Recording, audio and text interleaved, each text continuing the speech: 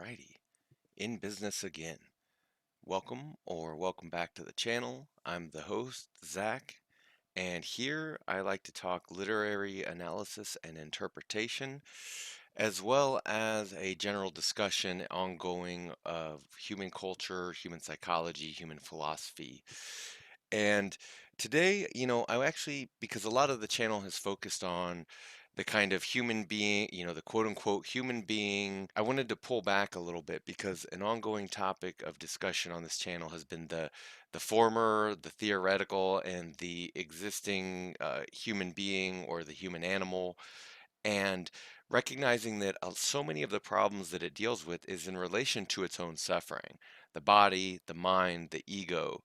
I've read a lot of Nietzsche, who is a phenomenal psychologist as well as a great storyteller, and a lot of what I've discussed recently is on Thus Spake Zarathustra, and it's about the rapaciousness of the human ego, the fact that it takes more than it gives, it wants more than it has, it suffers and therefore makes other people suffer, and more misery just makes for more misery.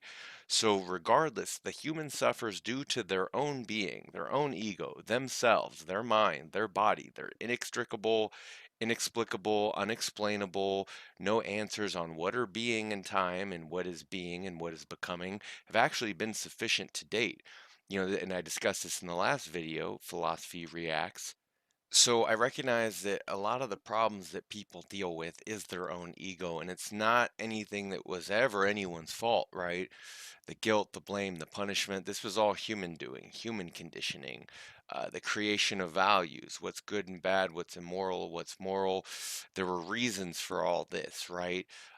People deemed it necessary, even if the intelligence that decided these things was very low and has never really stopped ever since.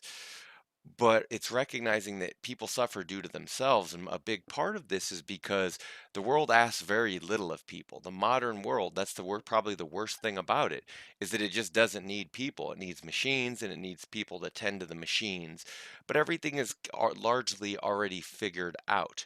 Therefore, the human ego, human aspiration, human dreams, even a whole human future, a goal for humanity, all of these ideas, these ideals from history, from, Greece to the Christians to the present, all of these become meaningless. All our old ways of life fall away, and life becomes a series of rational choices, a pragmatic utilitarian affair, right? The death of an individual might be a tragedy, but the death of a billion is just a statistic, right?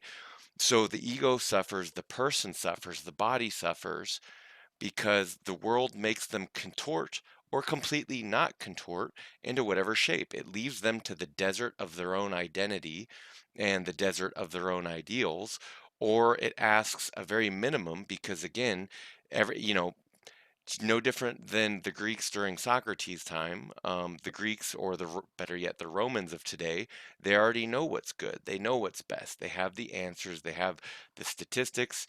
They have the complaining, the blaming, and the explanation to prove anything and everything. This is a speech from David Foster Wallace on freedom and the skeleton of every great story. Is what I think is a commencement speech, and it relates, regards to what I said, the human ego either being left to drift in the desert or being made to fill whatever small role, likely completely like the one that doesn't need the ego or its dreams or its ideals or whatever it is, right? Whatever small role that is asked of people, it's very much in relation to that. And the second one is David Foster Wallace's kind of semi-famous speech from The Pale King, chapter 22, which is basically accounting as heroism. So God still remains a Jewish accountant, I guess. But regarding the human ego and its suffering in its small or vast and aimless skull-sized kingdom, David Foster Wallace writes, a huge percentage of stuff that I tend to be automatically certain of is, turns out, totally wrong and deluded. Here one example of the utter wrongness of something I tend to be automatically sure of.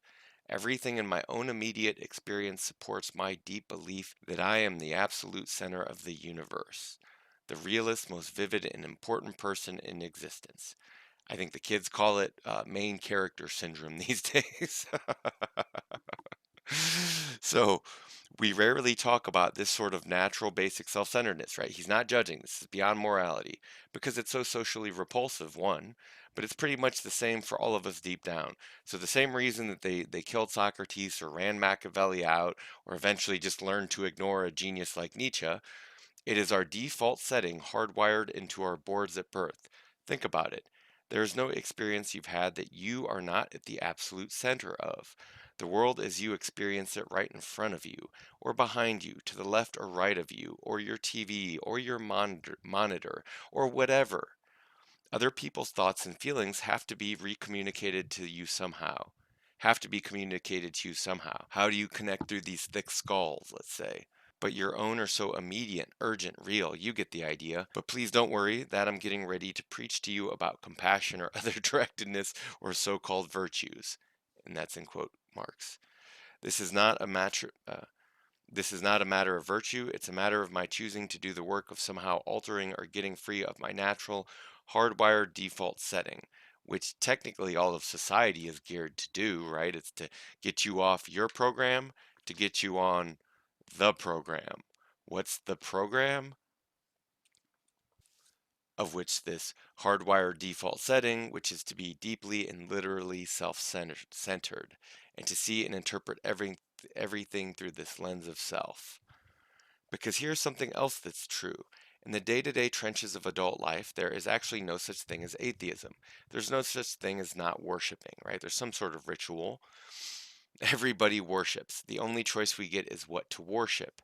As an outstanding reason for choosing some sort of God or spiritual type thing to worship, be it Jesus Christ or Allah, be it Yahweh or the wicked motherly God of the Four Noble Truths, or some infrangible set of ethical principles, is that pretty much anything else you worship will eat you alive. If you worship money and things, if they are where you tap real meaning in life, then you will never have enough, right? Never enough security. Never, never, never, never. Never feel you have enough. It's the truth. Worship your own body and beauty and sexual allure, and you will always feel ugly. And when time and age start showing, you will die a million deaths before they finally plant you. Oh man, this reminds me, there's this story about a famous Korean pop star, and she started getting plastic surgery at age like, teens or 20s, never stopped into her 60s and 70s, and even then, she's lost in the weeds talking about she's gonna find her real face. Do you see the problem of idealism? Do you see the problem of being delusional? Like you could butcher yourself and there's still no end to it, still no purpose to it. And thus we find man on his butcher ground in this battlefield, right? He can't redeem himself any longer. It becomes a serious problem. Hence the need for these ideologies that David Foster Wallace is writing about right here, or, in his case, giving as a commencement speech. So we just got done about worship of the body. On one level, we all know this stuff already. It's been codified as myths, proverbs, cliches, bromides, epigrams, parables, the skeleton of every great story, right? Some sort of superstition, some sort of paymaster is there to either slap you upside the head or shower you in gold, more or less. The trick is keeping the truth up front in daily consciousness. Worship power, you will feel weak and afraid, and you will need ever more power over others to keep the fear at bay. Is almost like a warning for America, well in advance, too little too late is always the case, right? As Hegel said, even Kanye West arrives too late. So worship your intellect, being seen as intelligent, being smart. You will end up feeling stupid, a fraud, always on the verge of being found out, and so on. Yeah, and everyone's got something to hide, right? So it makes sense, right? Don't look at my weakness. Don't look at my vulnerability. I am an immortal. I am your God. I am the Wizard of Oz, right? On these things go, and so on. Look, the insidious thing about these forms of worship, right? Idolatry. Cue movie. Maybe I'll cut in Ben Affleck here saying, "You people have lost all fear. You're idolaters. You serve no purpose anymore." Anyway, they're the kind of worship you just gradually slip into day after day. getting more and more selective about what you see and how you measure value without ever being fully aware that that's what you're doing. Cutting yourself off from the world, not understanding others, removing the world rather than confronting it or having an experience with it. And the world will not discourage you, right, from getting smaller, from disappearing, won't discourage you from operating on your default settings, because the world of men and money and power hums along quite nicely on the fuel of fear and contempt and frustration and craving and the worship of self. Even if there's nothing to worship, even if it's not worthy of worship, people still demand it. It's almost like a taxation on general human beings. Society isn't just taking your money, it's taking your identity and conferring it to another by validating their vanity and their ego worship and their mindless self-indulgence and its idealism, its exceptionalism, its nonsense. I'm not trying to judge here, just kind of going on. David reads, our own present culture has harnessed these forces in ways that have yielded extraordinary wealth and comfort and personal freedom until you choke and die on it, right? The freedom to be lords over our own tiny skull-sized kingdoms, right? Everyone, and warning to everyone from Zarathustra, slaves can't be friends and tyrants can't have friends. So in that skull-sized kingdom of yours, do you have room for friends? Or are you just one more slave or one more tyrant, alone at the center of all creation? When everyone's main character, nobody's a character. When everyone shares the same cornbread, American, white trash, media loving, self centered, obsessive, neurotic, Christian, Jewish, king of the world. Everyone wants to rule forever. Everyone wants more than they have. Everyone takes more than they give. When this is the kind of egomania or psychosis that we foster, he's right that. There you are, alone at the center of all creation. And what's it worth if there's no one to share it with? If there's nothing to build towards? This is kind of Zarathustra's whole concern for the future. This kind of freedom has much to recommend it, but of course there are all different kinds of freedom, and the kind that is most precious is that which you will not hear much talked about in the great outside world. Oh, and that's the unfreedom of the will. Uh, Outside world of winning and achieving and displaying, right? The world of images, the world of reality turned hyper reality, turned simulacrum, right? The really important kind of freedom involves attention and awareness and discipline and effort day after day, year after year. No one there to see you, no one there to give a shit, no one there to care. And even if you succeed where you thought you might have failed, no one is still there to see you then either. And then if you fail, no one is really there to see you. So what or who has this whole show been for, right? Definitely not these egomaniacal people. So the real important kind of freedom, the unfreedom, is being able to truly care about other people and to sacrifice for them over and over in myriad petty little unsexy ways every day. That is real freedom. The alternative is unconsciousness, the default setting, the rat race, right? And you can call that what you will because, everyone is arguing about exactly what that is and what it means. But this is what he means. This is what's correct. This is hyper reality. The rat race, the constant gnawing sense of having had and lost some infinite thing, right? This is the death of God. This is the death of the West. This is the death of America, right? That we had something boundless and permanent, and yet we lost it. No, no, we were laboring under the illusion of having had that to begin with, right? And then what it led to was a boom in egomaniacal misery, a sort of self replicating carcinogenic being or mode of being, which, he called worship, and I'm calling idolatry from the oldest, newest, and also in every noble sense of the word, I mean these, but also in the simple survival algorithm, meaning when Americans, let's say, and this, I have no other way to illustrate this. So let's say when modern technological civilization freaks out, when the power goes out, the people who stayed closest to the ground level of reality, meaning they didn't need electricity to live their way of life, maybe they had a different set of idols and ideologies, which is always the case, right? Those type of people, they're the ones who win in the long run. The more complicated things are, the easier they become to be destroyed and disrupted. So there's a simple survival algorithm to what we worship. And this is what I talk about when I talk about religion, spirituality, even if we know being and becoming to be empty fictions, there was a reason why this power was harnessed. So, speaking of which, this is the infamous or semi-infamous chapter 22 of The Pale King by David Foster Wallace. And I don't know if it's actually titled this, but it's called basically Accounting as Heroism. And what this is the professor is giving his students, their CPAs, trying to get their credentials, and he's giving them a lesson at the end of the semester. So he's giving them a speech, and it's honestly it's Periclean in nature. This stands up as much as anything that came out of ancient Greece. It really is a master class in sophistry.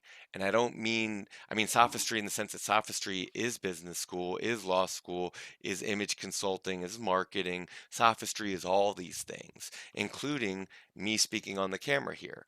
So, it doesn't matter what the purposes or ends are, we become masters at sophistry. So here the professor is speaking to his accounting class.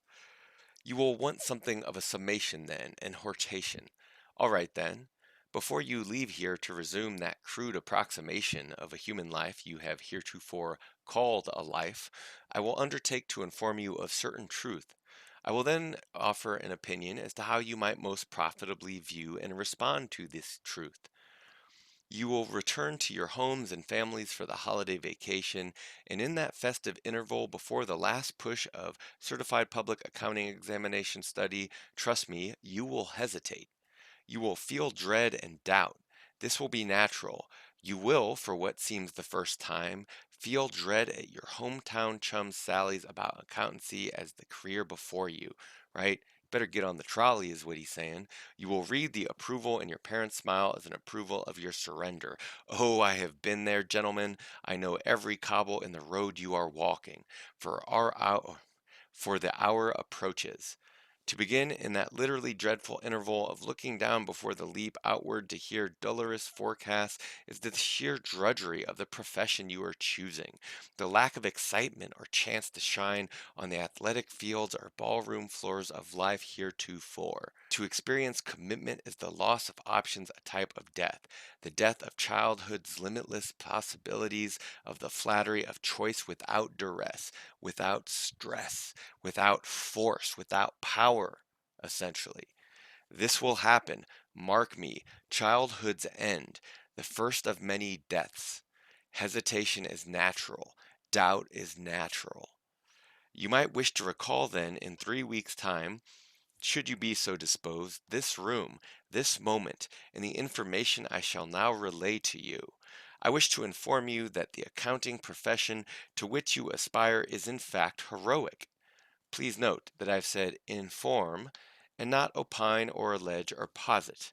And you can basically imagine the scribes and the scriveners and the writers and the priests and all the intellectual classes of all ages, not just telling themselves this, but defining what those very terminologies and practices are. Anyway, the truth is that what you soon go home to, your carols and toddies and books and CPA examination preparation guides, right? Your automobiles and your fish sticks, your Instagrams and your TikToks, whatever the kids are up to these days, stand at the cusp of heroism, tedious, exacting, prosaic, to the point of drudgery, question mark. Sometimes often tedious perhaps, but brave, worthy, fitting, sweet, romantic, chivalric, heroic, gentlemen, by which I mean, of course, latter adolescents who aspire to manhood. Gentlemen, here is the truth. Enduring tedium over real time in a confined space is what real courage is. Nowhere to escape to. Hell, maybe this is why prison is actually the ideal model and punishment and reward. And it's funny actually, right? Why prison is, what do they call it? Rehabilitation. That's the $10 double speak or spit swap word we have invented. Prison and solitary confinement are rehabilitations because it's customizing these people, funny enough, to live in society, which means to be productive alone when no one's there to care, when no one's there to give a fuck, when no one's there to make things exciting, when no one's there to comfort you, to make things better, to give you an answer, to provide you a shoulder to lean on, to cry on, to hug you, to cuddle you, to make love to you, your ego ideal or its reflection, or you yourself as its mirror of look at me, I am a lawgiver to the world, I am a conqueror of the world. Let me dick slap you upside the head and tell you about me, myself, and I, and my ego. He's saying, no, no, no, no, no, no. Isolation. Nietzsche's Superman of the future, recognizing that he would have to be an Epicurean god of some sort to really tolerate not just the banality of modern life and what it's wrought unto this present day world and what's to come, but the people and their way of life itself. Enduring tedium over real time in a confined space is what real courage is.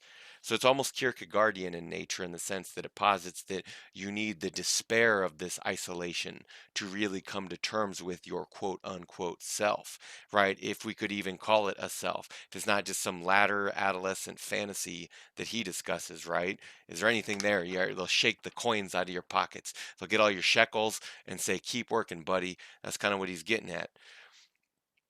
In my note again, you can't exist in techno-industrial society without these skills: endurance, tedium, perdurance, tolerance of others, a certain sociability despite the isolationism, learning to be good actors because everyone and everything is so fake. Um, anyway, the teacher goes on. Such endurance as it happens, the distillate of what is today in this world, neither I nor you have made. So he's recognizing, hey, you didn't set the terms, I didn't set the terms, the teacher didn't set the term. Heroism by which I mean true heroism, not heroism as you might know it in those films and the tales of your childhood. You are now nearly at childhood's end. You are ready for the truth. Wait to bear it. The truth is that heroism of your childhood entertainments was not true valor. It was theater. The grand gesture, the moment of choice, the mortal danger, the external foe, the climactic battle whose outcome resolves all designed to appear heroic, to excite and gratify an audience. An audience, gentlemen. Gentlemen, welcome to the world of reality. There is no audience. No one to applaud, no one to admire, no one to see you. Do you understand? Here's the truth. Actual heroism receives no ovations, entertains no one. Reminds me of Zarathustra saying, the grandest moments of humanity are the quietest moments. No one queues up to see it. No one is interested. True heroism is you alone in a designated workspace. True heroism is minutes, hours, weeks, years upon year, tens of thousands of hours of quiet, I added that, of the quiet, precise, judicious exercise of probity and care, with no one there to see you or cheer or care. This is the world, just you and the job at your desk, you and the return, you and the cash flow data, you and the inventory protocol, you and the depreciation schedules, you and the numbers. True heroism is a priori incompatible with audience or applause, or even a bare notice of the common run of man. Right? So he's saying the common run of man would never know true heroism if it conquered them or ruled their lives for them or accounted for their lives for them. In fact, the less conventionally heroic or exciting or adverting or even interesting, right, or engaging a laborer appears to be, right? So the lamer the work and the laborer seems to be, the greater its potential is an arena for actual heroism. This is a Nietzschean definition of knowledge as heroism, right? Because he says knowledge for knowledge's sake is morality. Knowledge is pragmatic, utilitarian thing, the society's tool, which is liberalism turning mankind into cattle, right? So it gets real complicated real quick here on the factory farm. Once more, the less conventionally heroic or exciting or adverting or even interesting or engaging a laborer appears to be, the greater its potential as an arena for actual heroism, and therefore as a denomination of joy unequaled by any you aspiring young men, can yet imagine. To retain care and scrupulosity about each detail from within the teeming wormball of detail and data and rule and exception and contingency which constitutes real world accounting. This is heroism, right? Not idealism, not the true world that's going to become a real life fable, not the world we want it to be, the world as it is, the world that everyone wants to escape, yet of which we are inextricably tied, bound through these bodies of living and dying material, right? That there is no escape, there is no way out. So then, how you choose to embrace life matters. Your attitude speaks volumes, right? So, how does one handle this alone time? This that most of life, the human condition is born alone, live alone, die alone. People talk about families, people talk about religion, it's to deal with death. No, that's to cope with life. That's to escape from yourself within life. It provides formerly religion, business, all these things to this day provide the greatest grounds in which to escape life. He's saying this aloneness is the new human frontier and arena for greatness, for heroism. To retain care and scrupulosity about each detail. Okay, I read that. This is heroism. To attend fully to the interests of client and to balancing those interests against the higher ethical standards of FASB and extant law. Yea, to serve those who care not for service, but only for results. This is heroism. This may be the first time you've heard this truth put plainly, starkly. Effacement, sacrifice, service. Ask not what you can get, ask what you can give of yourselves, as Bob Dylan once said. To give oneself or care of others money, this is effacement, perdurance, sacrifice, honor, doubtingness, valor. Here, this or not as you will, learn it now or later. The world has time, and I'm adding the world has nothing but time, but no living being has that same luxury. So, routine, repetition, tedium, monotony, ephemeracy, inconsequence, abstraction, disorder, boredom, angst, ennui. I am tired. Fire the missiles! These are all true heroes' enemies, and make no mistake, they are fearsome indeed, for they are real, right? The idealism is fake, but all the bummers that you have to deal with in realizing that are real. Too much, you say? Cowboy, paladin, hero, gentleman, read your history. Yesterday's hero pushed back at bounds and frontiers. He penetrated, tamed, hewed, shaped, made, brought things into being. Yesterday's society heroes generated facts, but this is what society is, an agglomeration of facts, a wormball of facts. But it is now today's era, the modern era, the postmodern era, which means more of the same, no end. If you can basically imagine Moses in between the Red Sea, stuck in the bottom of the Red Sea forever, that's kind of what modernity is. But this is what society is, an agglomeration of facts. But it's now today's era, the modern era. In today's world, boundaries are fixed, and most significant facts have already been generated, right? No one needs you to reinvent the wheel, right? People keep trying, but no one needs it. Gentlemen, the heroic frontier now lies in the ordering and deployment of those facts, classification, organization, and presentation. To put it another way, the pie has been made, and no one present, no one alive today even made it. The pie has been made. The contest is now in its slicing. Gentlemen, you aspire to hold the knife, wield it to add measure, to shape each given slice, the nice angle and depth of cut. A baker wears a hat, but it is not our hat. Gentlemen, prepare to wear the hat. You have perhaps wondered why all real accountants wear hat. Hat, singular. Okay, I'll leave that in. They're today's cowboys. That's why accountants wear hats, right? Just out in public, you see accountants everywhere, and they've always got hats on, right?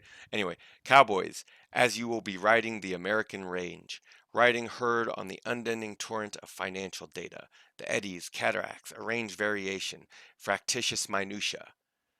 You order the data, shepherd it, direct its flow, lead it where it's needed in the codified form in which it's opposite.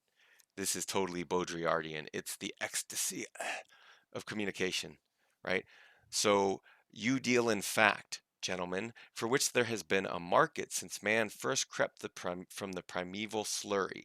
Don't let the stupidity and banality of it all confuse you that this is the truth. It is you, tell them that, who ride, man the walls, define the pie, Serve. Serve with a good attitude, too. Gentlemen, you are called to account, which is honestly just a delicious double entendre and perfect way to end it. Double entendre at a bare minimum, because to account, you're called to account. That's not just the verb of you doing your own accounting, right? You doing the stock for yourself with no one else there to do it for you, but also that in doing so, you yourself are called to account. We can see who and what you are. You don't need to say anything. We can see what that is over and through you. And this is Emersonian in nature. And I kind of wanted to end this here. Actually, I happen to have Emerson's Self-Reliance right here where he warns.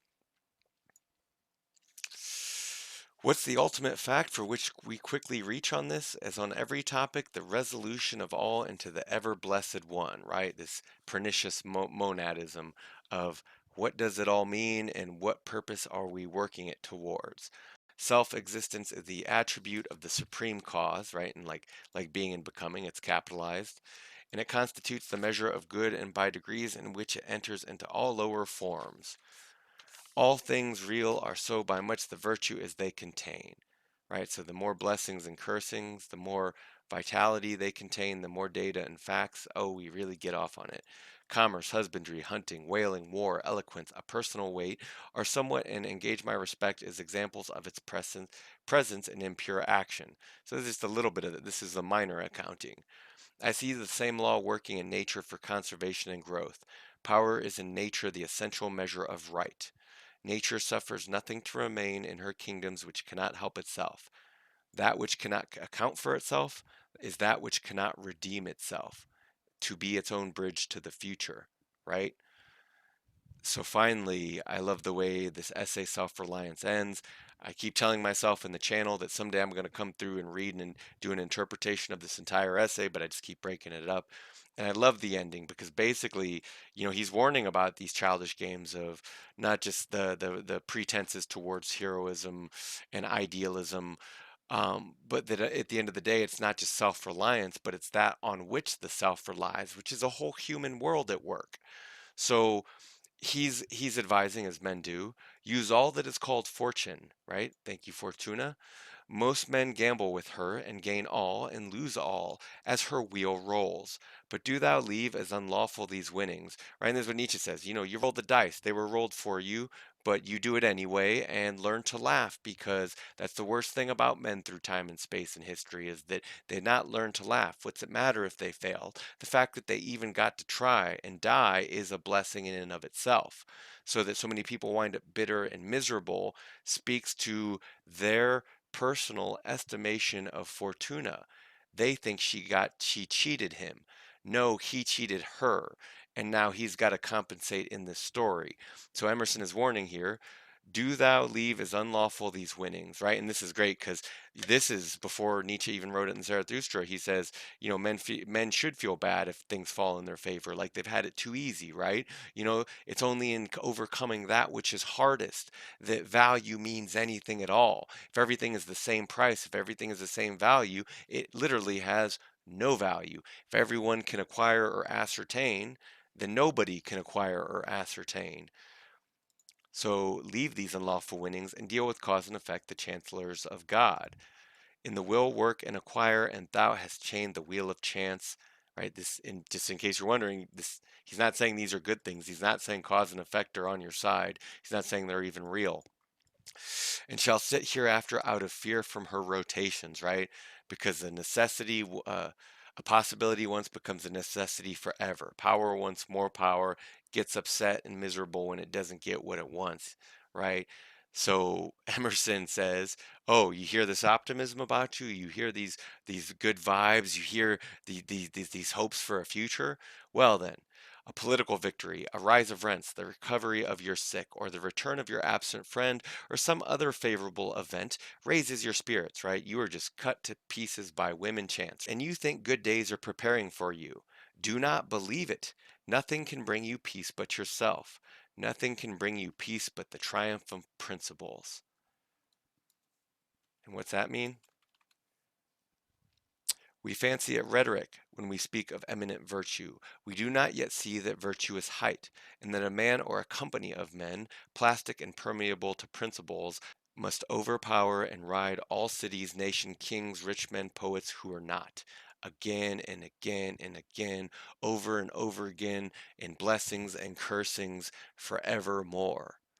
And you know what he says here on power, life only avails not the having lived. Power ceases in the instant of repose, right? So, hey, old man, in your institution, that was yesterday's hotness. From your castings and casings, this institution was born. This is where thought stops. It's where time ceases. It resides in the moment of transition from a past to a new state, in the shooting of the gulf and the darting of an aim.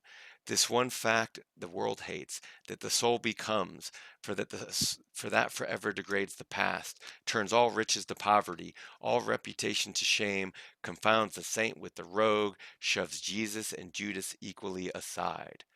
Why then do we prate of self-reliance? Inasmuch as the soul is present, there will be power not confident but agent. To talk of reliance is a poor external way of speaking. Speak rather of that which relies, because it works and is. Who has more obedience than I masters me, though he should not raise his finger? Round him I must resolve by the gravitation of spirit, right? And he talks about, well, what is virtue? Right? What is this virtue he's speaking of? Is no ephemeris.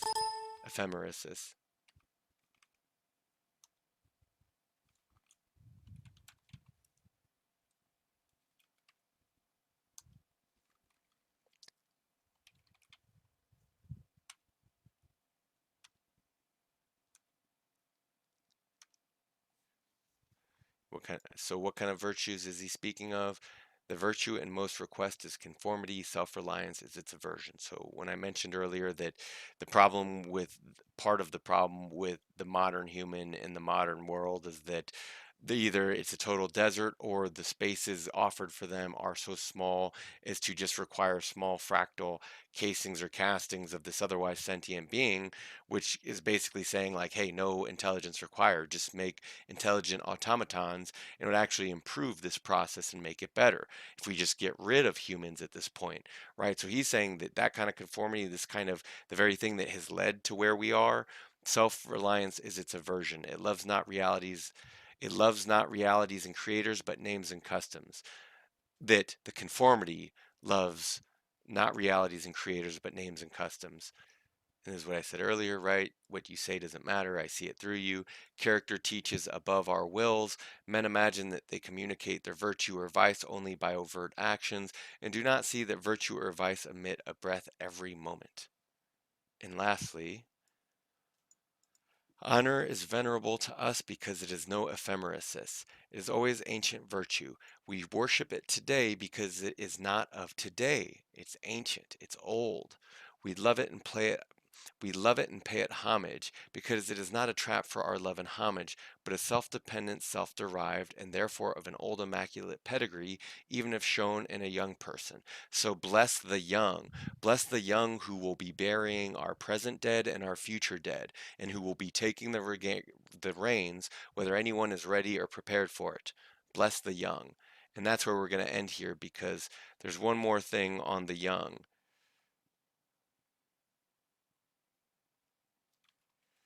Look at this. Look at this terrible word. The cheerful word. The word cheer. What could we modern peoples be cheerful about? Well, as Zarathustra questions, what parent or what child hasn't had much to weep over their parents? He kind of says here, is the acorn better than the oak, which is its fullness and completion? Is the parent better than the child into whom he has cast his ripened being?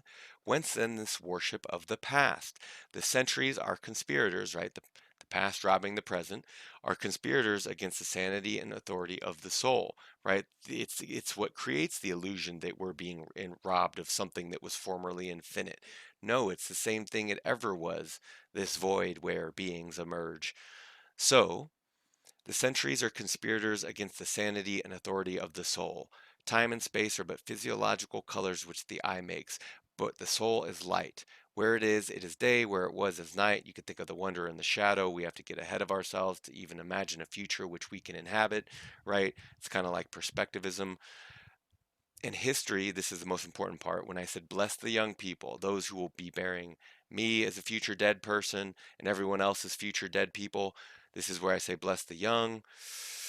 History is an impertinence and an injury if it be anything more than a cheerful apologue of parable to my being and becoming. So I want every young person to learn that if this isn't here to serve you, if this isn't here to facilitate your being and becoming, alone or otherwise, then it's nothing but an injury. It's nothing but a robbery. Right? It's not that you were robbed of something you didn't have, like an imaginary story or an imaginary reward from an imaginary paymaster. It just means anything you might have could have thought of doing or being was robbed by these other dead ends, right? The future was written for you and it was written poorly and badly.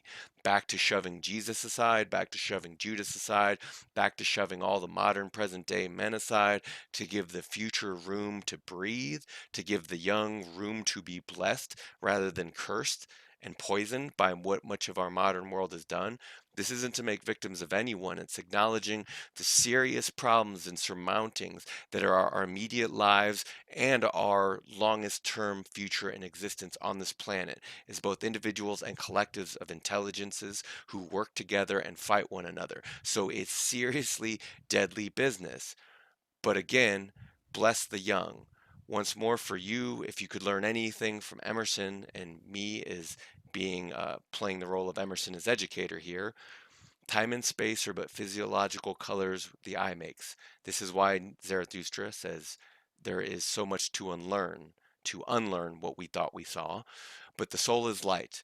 Where it is day, where it was is night, and history is an impertinence and an injury, if it be anything more than a cheerful apologue or parable of my being and becoming. So, bless the living, bless the dead, bless the future, bless the young, and bless the strong.